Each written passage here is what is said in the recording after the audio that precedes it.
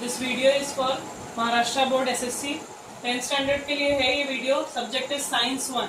Science 1 का first chapter था gravitation. Second chapter is periodic classification of element. This is one of the most important chapters of science 1। बहुत ज़्यादा ज़रूरी है। इसमें कुछ कंसेप्ट हैं जो मैंने बताए हैं कि हमको यूज़ करने हैं बार बार।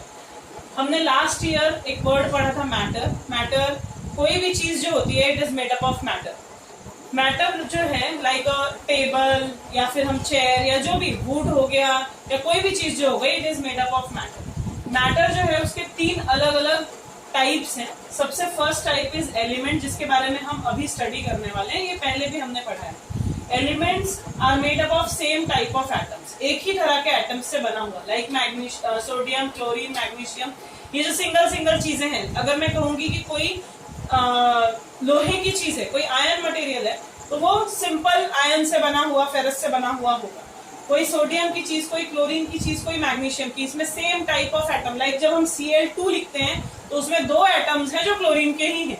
Mg2 लिखते हैं तो 2 एटम्स हैं जो मैग्नीशियम के ही हैं।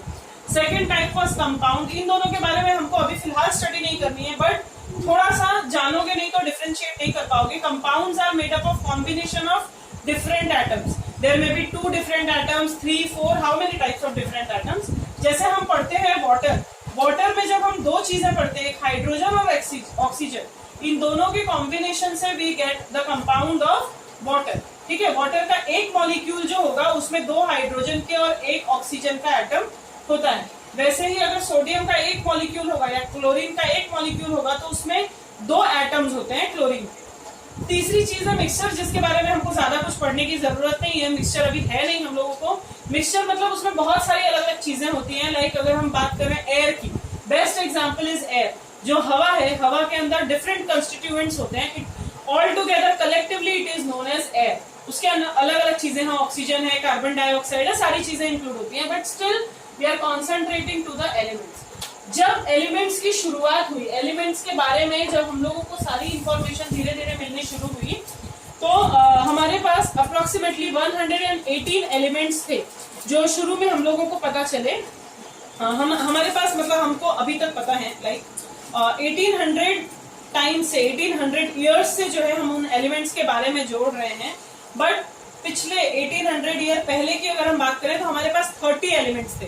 दे आर स्टिल डिस्कवरिंग। हम लोगों को अभी भी बहुत सारे एलिमेंट्स ऐसे हैं जो आज भी उनके रिसर्च हो रही है और इवैक्यूएशन हो रहा है उन चीजों का। सो एलिमेंट्स के बारे में थोड़ा जानना जरूरी है। एलिमेंट्स के लिए हम लोगों को क्लासिफिकेशन, हम लेसन पढ़ रहे हैं classification, classification of elements. Elements का क्लासिफिकेशन क्यों जरूरी है? क्लासिफिकेशन देखिए हर चीज का जरूरी होता है। अगर हम किसी चीज का रिसर्च कर रहे हैं, किसी चीज को समझने की कोशिश कर रहे हैं, तो जब तक हम उसको पर्टिकुलर कैटेगरी में नहीं रखते हैं, एक पर्टिकुलर प्लेस नहीं देते हैं, तब तक हम उस चीज के बारे में अच्छे से रिसर्च नहीं कर सकते, उसको जान नहीं सकते, समझ नहीं सकते। लाइक हम जब घर में आते हैं तो we have different spaces for different things. हमारे लिए शू के लिए शू रैक होता है, बुक्स रखने के लिए एक अलग से कबर्ड होती है, फूड मटेरियल्स या वेजिटेबल्स रखने के लिए एक रेफ्रिजरेटर होता है। We do not put our shoes in refrigerator. So different things है, हमने क्लासिफाई कर रखा है अपने घर की चीजों को भी इजी एक्सेस के लिए। तो उसी तरह अगर हमको एलिमेंट्स को स्टडी करना है तो उसके लिए क्लासिफिकेशन बहुत ज्यादा जरूरी है। देन क्लासिफिकेशन करने के लिए साइंस है, तो साइंस की क्लासिफिकेशन के लिए अलग अलग साइंटिस्ट भी थे। जैसा कि हमने एलिमेंट पढ़ लिया, क्लासिफिकेशन पढ़ लिया, तो पहला साइंटिस्ट जिसने एलिमेंट्स के क्लासिफिकेशन के बारे में बात की, he was डोबे राइनर। डोबे राइनर was a German scientist in 1817। उसने काफी सारी एलिमेंट्स को स्टडी करने की कोशिश की। इन सबसे पहले, सारे साइंटिस्ट से पहले हमको लास्ट ईयर के बारे में याद होगा तुमको, एटॉमिक मास और एटॉमिक नंबर के बारे में। दोनों चीजों का डिफरेंशिएशन, दोनों की डेफिनेशंस एकदम अच्छे से माइंड में क्लियर होनी जरूरी है। What is atomic mass and what is atomic number? See, अगर हम एक एटम की बात कर रहे हैं, कार्बन, अगर हम कार्बन की बात कर रहे हैं सपोज, तो कार्बन में हमने पढ़ा हुआ है कि कार्बन का एटम कैसा है, बीच में न्यूक्लियस है, प्लस साइन है, उसके बाहर जो शेल है उसमें 2 इलेक्ट्रॉन्स हैं, और सबसे बाहर के शेल में we are having 4 electrons. Okay, so in all we are having total 6 electrons. So the atomic number of carbon is what? 6. Atomic number of carbon is what? 6. But अगर हम atomic mass की बात करें atomic mass में क्या फर्क है? We are having nucleus in the centre. Nucleus में एज वी ऑल नो कि प्रोटॉन और न्यूट्रॉन ये दोनों भी चीजें न्यूक्लियस के अंदर सिचुएटेड होती हैं। सो प्रोटॉन और न्यूट्रॉन दोनों को जब हम प्लस करते हैं, दोनों को जब हम टोटल मास निकालते हैं, then it is atomic number, atomic mass, sorry. So there is difference in atomic number. The definition of atomic number is the number of protons और electrons, sorry, the number of protons or electrons in an atom is known as its atomic number. But what is atomic mass? Atomic mass is inclusion of both. तो वो सारी चीजें हमारे लिए बहुत ही difference हैं। ये दो बेसिक कंसेप्ट्स हैं जिससे एलिमेंट्स की स्टडी स्टार्ट हुई। प्रीवियसली सबने एटॉमिक मास को बेसिक कंसेप्ट समझ के वो रिसर्च शुरू की। किसी भी चीज की रिसर्च में काफी वक्त लग जाता है, शुरू में गलत डिसीजंस होते हैं और उसके बाद फाइनल डिसीजन सही हुआ करता है। तो एटॉमिक मास, यहाँ पे हमने जो 3 साइंटिस्ट के नाम लिखे, डोबेराइनर, न्यूलैंड और मेंडलीव, ये 3 ऐसे साइंटिस्ट थे जिन लोगों ने एटॉमिक मास को द बेसिक कैरेक्टरिस्टिक और the main characteristic of atom लेकर उसके बारे में स्टडी करना शुरू किया और उसी के हिसाब से उन लोगों ने क्लासिफिकेशन किया। You know the word periodic. Periodic मतलब क्या होता है? एक स्पेसिफिक इंटरवल के बाद हर चीज जब रिपीट होने लगती है, then it is periodic in a definite function, definite period. So periodic classification के लिए उन लोगों ने जो बेसिक कंसेप्ट यूज किया, it was atomic mass. So atomic mass के बारे में अगर हम लोग बात करेंगे तो डोबेराइनर का हमने देखा कि डोबेराइनर के नाम के आगे ट्राइड लिखा है। Tried is not a surname, उसका कंसेप्ट था डोबेराइनर ट्राइड। ट्राइड का मतलब होता है 3। Tried means 3। डोबेराइनर के समय जितने भी एलिमेंट्स थे, उसने डोबेराइनर ने उन एलिमेंट्स को एक उनके, ऑब्वियसली जब किसी एलिमेंट के बारे में हम पढ़ते हैं तो उसके फिजिकल और केमिकल प्रॉपर्टीज के बारे में भी पढ़ते हैं। तो डोबेराइनर जो है उसने 3 एलिमेंट्स का एक ग्रुप बनाया, ऐसे जिनकी जो प्रॉपर्टीज थी वो थोड़ी बहुत रिजेंबल करती थी, सिमिलर प्रॉपर्टीज वाले एलिमेंट्स के उसने ग्रुप बनाए। इसमें एग्जांपल आप लोगों को दिया है लिथियम, सोडियम एंड पोटेशियम। ऐसे उसने 3 एलिमेंट्स के ग्रुप बनाए कि इनकी प्रॉपर्टीज थोड़ी रिसेंबल करती है। और उसने एक रूल बनाया। उसने रूल क्या बनाया कि when we arrange the elements according to their atomic masses, atomic masses से जब हम अरेंज करते हैं तो लिथियम जो है उसका एटॉमिक मास है 6.9 एंड जो पोटेशियम है उसका एटॉमिक मास है 39.1। जब हम इसका एवरेज निकालते हैं, जब हम फर्स्ट और थर्ड एलिमेंट्स के एटॉमिक मासेस का एवरेज निकालते हैं, then we get this is 23। So 23 is the atomic mass of sodium. उसने हमको ये बताया कि when we arrange 3 elements according to their atomic masses, after that if we take the average of the first and the third element, atomic masses of first and the third element, average अगर हम निकालते हैं, then we find the actual atomic mass और approximate atomic mass of the middle one. जब भी हम किसी 3 का ग्रुप बना रहे हैं, उन्होंने हमको 3 एग्जांपल्स के थ्रू एक्सप्लेन किया है। It is calcium, strontium and barium. 3 examples और दिए हैं उन्होंने हमको। तो कैल्शियम का एटॉमिक नंबर जो एटॉमिक मास जो था, इट इज 40.1। उसके बाद जो बेरियम का है, बेरियम का है 137.3। ओके, और जब हम इसका एवरेज निकालते हैं, मतलब एवरेज समझता है, दोनों को प्लस करके अपॉन 2 कर देना है, then we get 88.7। It is approximately the atomic mass of strontium. Strontium का एटॉमिक मास एक्चुअल कितना है जानते हैं? 87.6। सो वी गेट, हम लोगों को अप्रोक्सीमेट एटॉमिक मास मिलता है। So according to Dobereiner triad, Dobereiner ने हमको ये बताया कि when we arrange the elements according to their atomic masses in the group of 3, then the average of atomic masses of first and third element is approximately equal to the second और the middle element.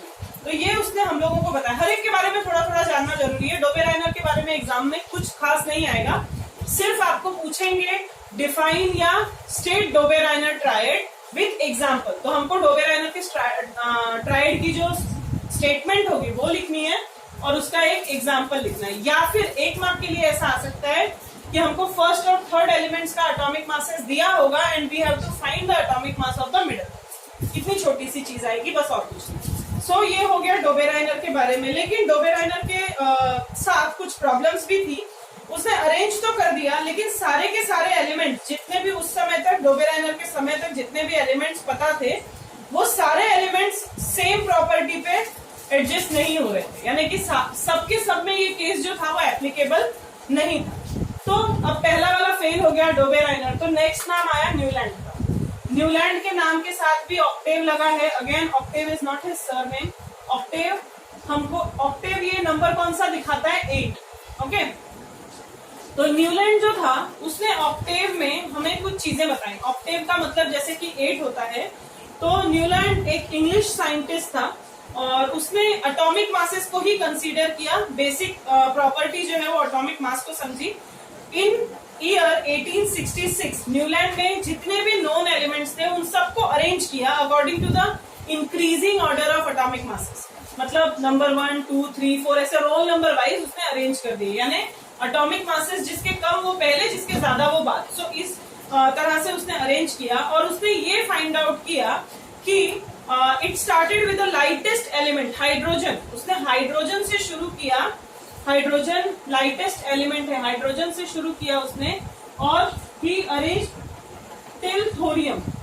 ठीक है, thorium तक उसने arrange किया और उसने ये पाया कि every 8th element has properties similar to those of the first. उसने जब अरेंज करना शुरू किया तो उसने ये पाया कि हर 8वें एलिमेंट की प्रॉपर्टी, जब भी हम 1, 2, 3, 4, 5, 6, 7 तक जाके जब 8th एलिमेंट के बारे में हम बात करते थे according to increasing order of atomic mass, तो 8th एलिमेंट की properties little bit resemblance with the first element. जो फर्स्ट और 8th एलिमेंट की प्रॉपर्टी थी वो अप्रोक्सीमेटली हमको सेम या सेम रिजेंबल करती थी। तो इस हिसाब से every 8th element had the properties similar to those of the first. For example उसने बताया कि 8th एलिमेंट जो पहला आया वो था सोडियम। ठीक है, sodium is the 8th element from lithium and both have similar properties. और उसके अकॉर्डिंगली लिथियम और सोडियम दोनों की प्रॉपर्टीज करीब करीब सेम थी। वैसे ही मैग्नीशियम और बेरिलियम के बारे में भी बात किया। क्लोरीन जो है वो फ्लोरीन के साथ बात हुई। तो इस तरह से उसने अपना जो ये कंसेप्ट था उसको ऑक्टेव्स नाम दिया। हिंदी में इसको अष्टक बोलते हैं। एज यू नो सारेगामा पदनिसा, जब हम 7 के बाद 8वां वापस से सा ही आ जाता है। ओके, तो सारेगामा पदनिसा ये हिंदी में था। उसने जो सप्तक जो यूज किया, क्योंकि वो इंडियन नहीं था, तो उसने वो डो रे मी फा सो ला टी, ये उसका, हमारे यहाँ का सारेगामा पदनिसा, उनके यहाँ का डो रे मी फा सो ला टी, ये उनके यहाँ का सप्तक था। तो इस तरह से हर 8वां जो नोट आता था वो सेम हो जाता था पहले वाले से। उसने काफी अरेंजमेंट करने की कोशिश की न्यूलैंड ने और काफी उसने एडजस्ट भी किया, लेकिन ये सिर्फ कैल्शियम तक काम आया। ये जो उसने अरेंजमेंट किया this was only applicable till the calcium. Calcium तक ये चीज काम आई। उसने अप्रोक्सीमेटली 56 बॉक्सेस को भरा, यानी 7 एलिमेंट्स इन ईच रो, और उसने 8 सच रोज बनाई, यानी 56 एलिमेंट्स को उसने फिक्सअप करने की कोशिश की। लेकिन उसके साथ कुछ चीजों को लेके प्रॉब्लम थी। Like he placed 2 elements each in some boxes to accommodate all the known elements with different properties under the same notes in the octave। कई बार उसने एक ही बॉक्स में 2-2 एलिमेंट्स लिख दिए एडजस्ट करने के लिए। जैसे हर बार 8वें की जगह 9वें आ जा रहा था, 9th एलिमेंट आ जा रहा था, तो उसने एक वाले को ऊपर ही किसी एक और बॉक्स में शिफ्ट कर दिया, यानी थोड़ा मिसमैच किया, जिसके वजह से कुछ चीजों के प्लेसेस को लेके प्रॉब्लम हो गई, like cobalt and nickel and हाँ, इस तरह की चीजों को लेके कुछ प्रॉब्लम्स हो गई। Newland place the metal cobalt and nickel under the note do, वो जो उसने सा, हमारे भाषा में जो सा था, सा के नीचे यानी डो के नीचे उसने उन चीजों को अरेंज किया अलॉन्ग विथ हेलोजन। इसी तरह से उसने जो आयन था, आयन को भी उसने अरेंज किया विथ कोबाल्ट एंड निकेल, जबकि ये दोनों के प्रॉपर्टीज काफी अलग अलग हैं, बट वो अरेंज नहीं कर पाया इन चीजों को। Therefore, Newland's octave did not have provision to accommodate the newly discovered elements, और जो इसके आगे जो एलिमेंट्स डिस्कवर हुए उनके बारे में भी न्यूलैंड जो है वो ज्यादा सर्च नहीं कर पाया। तो इस तरह से ये प्रॉपर्टी जो थी वो ज्यादा वक्त तक नहीं चली। सो न्यूलैंड का ऑक्टेव भी जो है कैंसल हो गया like the Dobereiner. So the next one was Mendeleev. अब नेक्स्ट साइंटिस्ट जो था वो मेंडेलीव था। मेंडेलीव ने एक पीरियोडिक टेबल बनाया। यहां से थोड़ी सी सही शुरुआत हुई ऑफ पीरियोडिक क्लासिफिकेशन, थोड़ी सी सही शुरुआत हुई है पीरियोडिक टेबल की, इसलिए उसने जो मेंडेलीव ने जो पीरियोडिक टेबल बनाया उसको हम मेंडेलीव पीरियोडिक टेबल कहते हैं।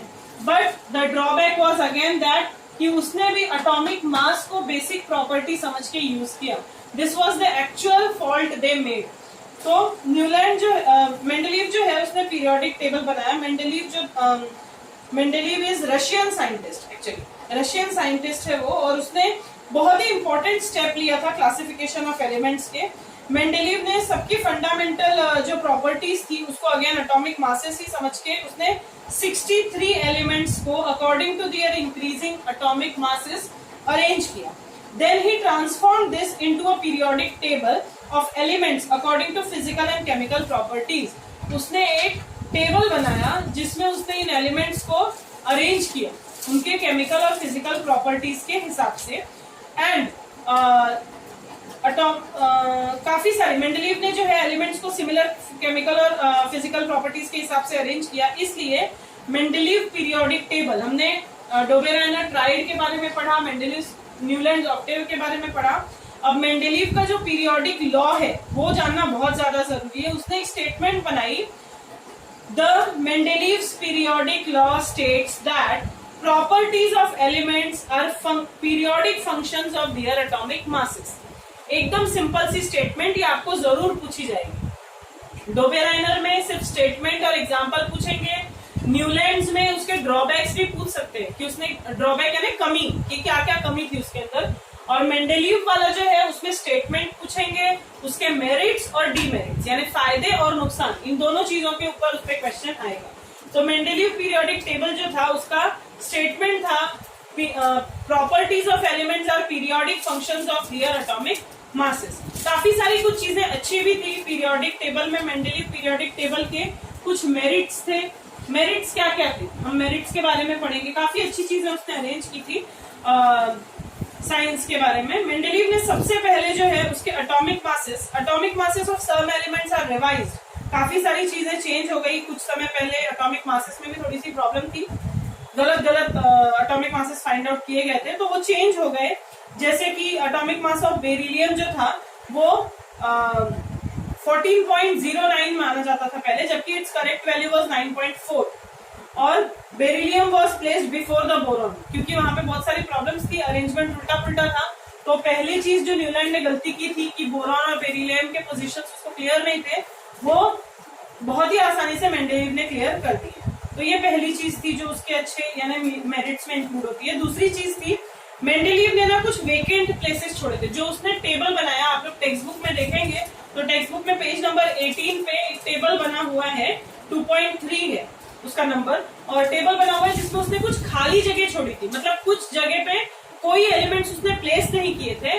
ये उसका बहुत बड़ा प्लस पॉइंट था। उसने जो है ना फ्यूचर बताया, उसने बताया कि अब तक इसमें भी एलिमेंट्स आएंगे बट अब तक ये डिस्कवर नहीं हुए हैं। कुछ एलिमेंट्स हैं जो अभी भी डिस्कवर नहीं हुए हैं और वो बाद में डिस्कवर होंगे। उनको उसने कुछ नाम दिए, लाइक एका बोरॉन। 3 एलिमेंट्स के बारे में उसने बताया, एका बोरॉन, एका एल्यूमिनियम एंड एका सिलिकॉन। तो इस तरह के 3 नाम उसने दिए। आप लोग टेक्स्ट बुक में पेज नंबर 19 पर देखेंगे तो एक टेबल बना हुआ है। उसने बताया कि ये 3 एलिमेंट्स, ये नाम उसने दिए, इनके नाम फ्यूचर में कुछ अलग थे बट उसने अपने हिसाब से ये 3 नाम दिए उन एलिमेंट्स को, और इनके बारे में कुछ प्रॉपर्टीज इसने इंडिकेट की। इसने बताया कि इनका जो है वो एटॉमिक मासेस अप्रोक्सीमेटली रहेगा 44, 68 एंड 72। ये इनके एटॉमिक मासेस होंगे, ऐसा उसने बताया। ठीक है, उसके बाद उसने ये भी चीजें बताई कि बाद में जो है, अच्छा बाद में ये सारे एलिमेंट्स मिले, इन एटॉमिक मासेस के एलिमेंट्स मिले, और इसमें तुम लोगों को एका एल्यूमिनियम के बारे में यानी इसके बारे में टेबल बनाकर पूरा दिया हुआ है कि जो जो उसने प्रेडिक्शंस की थी वो सारी चीजें सही निकली। लाइक एका एल्यूमिनियम का एटॉमिक मास उसने बताया था 68, जो कि असली में निकला 69.7, मींस अप्रोक्सीमेटली इक्वल था। डेंसिटी थी 5.9 जो उसने बताई थी, किसने, मेंडलीव ने, लेकिन फाइंड आउट हुई 5.94 यानी 0.04 की पॉसिबिलिटी थी। मेल्टिंग पॉइंट उसने कहा था कि लो होगा, ये कम टेम्परेचर पे मेल्ट हो सकता है, तो मेल्टिंग पॉइंट निकला 30.2 विच इज लेस। देन उसके क्लोराइड के साथ उसने फॉर्मूला बनाया था ECl3 जो कि बाद में उसका नाम रखा गया गैलियम, तो उसका GaCl3 इस तरह का फॉर्मूला बना। ऑक्साइड्स के साथ नेचर, ये सारी चीजें उसने बताई थी। तो फिलहाल जो उसने नाम बताए थे एका बोरॉन, उसका नाम फ्यूचर में रखा गया एका बोरॉन का नाम रखा गया स्कैंडियम, एका एल्यूमिनियम का रखा गया एका बोरॉन का रखा गया स्कैंडियम, एका एल्यूमिनियम का रखा गया गैलियम और एका सिलिकॉन का रखा गया जर्मेनियम। ये नाम उनको दिए गए अकॉर्डिंग टू फ्यूचर साइंटिस्ट, लेकिन पहले उसने ये सारी चीजें बताई और उनके ये एटॉमिक मासेस बताए जो कि अप्रोक्सीमेटली इक्वल थे। तो ये 2 मेरिट्स हो गए। तीसरा जो मेरिट था कि उसने जो पहले मेंडलीव ने जो पीरियोडिक टेबल बनाया था उसमें गैसेस के लिए यानी नोबल गैसेस के लिए कोई भी प्लेस नहीं था। नोबल गैसेस की वर्ड हम बाद में समझ लेंगे। नोबल गैसेस में होता ये है कि ये न्यूक्लियस है, ये फर्स्ट ऑर्बिट है और ये सेकेंड ऑर्बिट है। तो सेकेंड ऑर्बिट की कैपेसिटी होती है कि उसमें आउटर मोस्ट शेल में 8 इलेक्ट्रॉन्स रह सकते हैं। तो वो गैसेस जिनके outermost shell completely filled होते हैं, they do not take any reaction और any part in any reaction, so they are known as noble gases और इनर्ट गैसेस। ठीक है, तो पहले जो मेंडलीव न्यूलैंड ने जो बनाया था उसमें उन लोगों ने कोई खास प्लेसेस नहीं दी थी, बट ये एक चीज निकली कि उसने जो है नोबल गैसेस के लिए लाइक हीलियम, नियॉन, अर्गॉन, इन सारी चीजें जो बाद में पता चली, इसने उसके लिए कोई प्लेस नहीं दी थी, बट उसने जो टेबल बनाया था उसमें लास्ट में एक डिफरेंट कॉलम बना के हम ये सारी गैसेस को अरेंज कर पाए। तो इसलिए मेंडलीव के पीरियोडिक टेबल काफी ज्यादा प्लस पॉइंट में हम लोगों के लिए मिले। यानी मेंडलीव के पीरियोडिक टेबल में 3 अलग अलग पॉइंट्स हैं जो उसके मेरिट्स में है, जो बहुत ही ज्यादा इंपॉर्टेंट है और जो आपको एग्जाम में आ सकते हैं। Now we are going towards the demerits. Demerits यानी अगर इतना अच्छा होता तो फिर मेंडलीव पीरियोडिक टेबल हम एक्सेप्ट कर लेते, लेकिन अच्छा नहीं था। So we found some demerits, यानी कुछ कमियां मिली उसमें हम लोगों को। अब किस तरह की कमियां मिली, क्या प्रॉब्लम थी, वो हम पढ़ते हैं। 4 पॉइंट्स हैं उसके डीमेरिट्स के भी। As it is textbook में जैसा दिया है आपको वैसे ही याद करना है। इट डजंट नीड कि आप नोट्स में से याद करें, उस चीज को लर्न करें। तो डीमेरिट्स में जो सबसे पहला पॉइंट था वो कोबाल्ट और निकेल के प्रॉब्लम को था लेकर, क्योंकि उन दोनों के एटॉमिक मासेस जो थे उसके हिसाब से उनको इंक्रीजिंग ऑर्डर में अरेंज नहीं किया गया था। उन दोनों के प्लेसेस जो है उसमें कंफ्यूजन था, यानी कि निकेल को कोबाल्ट से जहां उनकी पोजीशन होनी चाहिए थी वो इंटरचेंज थी। Second thing, isotopes. आइसोटोप्स अगर आपने पढ़े होंगे, what is mean by isotopes? Isotopes का मतलब होता है same atomic number but different atomic mass. ऐसे एलिमेंट्स जिनके एटॉमिक नंबर सेम होते हैं बट एटॉमिक मासेस डिफरेंट होते हैं। यानी हाइड्रोजन का जैसे हम पढ़ते हैं, हाइड्रोजन 1H1, 1H2 और 1H3, इस तरह से 3 पार्ट में हमको मिलता है।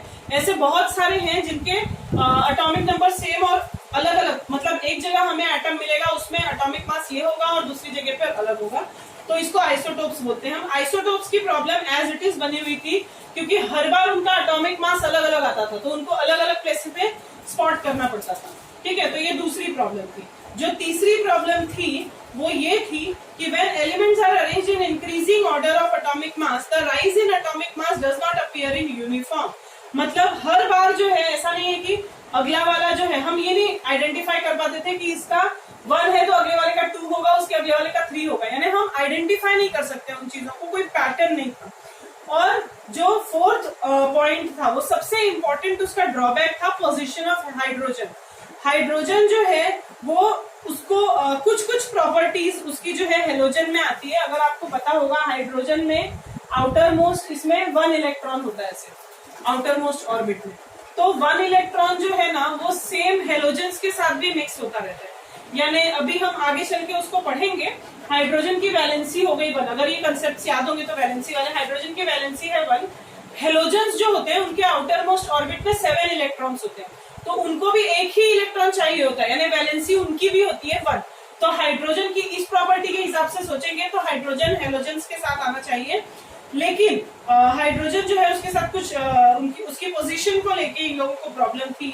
सो फॉर्मूलाज के साथ और हेलोजन्स के साथ और अल्कली इनके जो हाइड्रोजन की जो प्रॉपर्टीज थी वो अल्कलीज के साथ मिक्स हो रही थी। तो हाइड्रोजन की प्रॉपर्टीज को दो जगह पर रिजेंबल किया जा रहा था कि वो अल्कलीज के साथ प्लेस किया जाए या हेलोजन्स के साथ प्लेस किया जाए। हालांकि ये प्रॉब्लम छोटी सी अभी भी है मॉडर्न पीरियोडिक टेबल में, लेकिन हमने इसको अल्कली में कंसीडर कर लिया है। तो यहाँ पे इसके 4 जो है हम लोगों को ड्रॉबैक्स मिले हैं। हमने सारे साइंटिस्ट के बारे में पढ़ा है। सबसे पहले हमने एलिमेंट्स के बारे में पढ़ा कि एलिमेंट्स एक्चुअली क्या होते हैं, उनका क्लासिफिकेशन क्यों करना जरूरी है, और क्लासिफिकेशन किया गया तो 3 साइंटिस्ट के बारे में हमने फिलहाल पढ़ा है। सबसे पहले डोबेराइनर जिसने ट्रायड बनाया, 3 एलिमेंट्स को अरेंज किया बट नहीं हो पाया। न्यूलैंड था जिसने ऑक्टेव बनाया, यानी 7 के बाद 8वां element similar to the first one बनाया, बट वहां पे भी प्रॉब्लम थी। थर्ड वन मेंडेलीव था जिसने काफी हद तक, अगर हम बात करें तो 70-80% तक उसने अच्छा पीरियोडिक टेबल बनाया, बट मेन प्रॉब्लम उनकी यही थी कि उन्होंने एटॉमिक मास को लेकर बनाया, और आगे जो हम अब पीरियोडिक टेबल पढ़ते हैं वो एटॉमिक नंबर को लेकर है, इसलिए बहुत ही इजीली हम उसको पढ़ सकते हैं या समझ सकते हैं। तो मेंडेलीव के पीरियोडिक टेबल के लिए उसके स्टेटमेंट, उसके साथ उसके मेरिट्स और उसके डीमेरिट्स ये पढ़ने हैं, और आगे चल के हम एटॉमिक मास और आगे जो हम अब modern periodic table find out करते हैं उसके बारे में हम पढ़ेंगे। So it needs to read lesson. Okay, thank you.